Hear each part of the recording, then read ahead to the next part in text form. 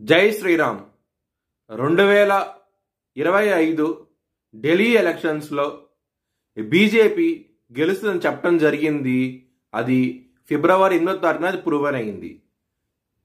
ఆ video link అనేది డిస్క్రిప్షన్లో ఇవ్వడం జరుగుతోంది. అది నిజమా కాదా అనుకుంటే కనుక మీరు ఆ వీడియో లింక్ ఓపెన్ చేసి చూడండి.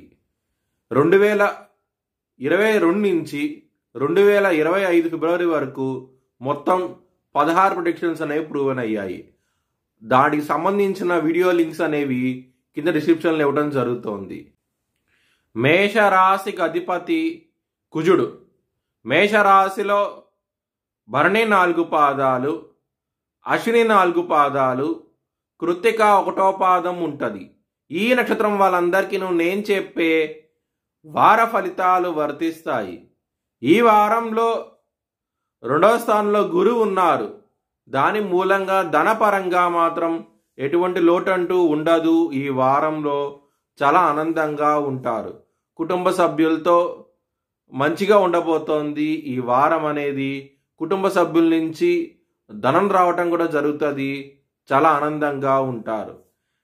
సప్తమాధిపతి అయిన శుక్రుడు రాహుతో కలిసి ఉన్నారు.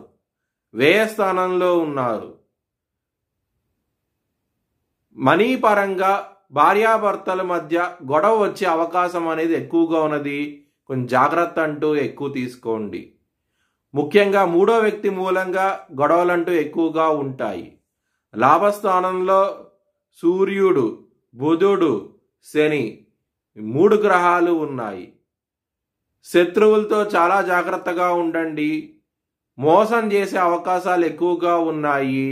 ముఖ్యంగా ధనపరంగా మాత్రం శని, సూర్యుడు, బుధుడు ఈ 3 గ్రహాలు అనేవి లాభస్థానంలో ఉండటం మూలంగా బిజినెస్ పరంగా పెట్టుబడి అనేది ఎక్కువ పెట్టండి.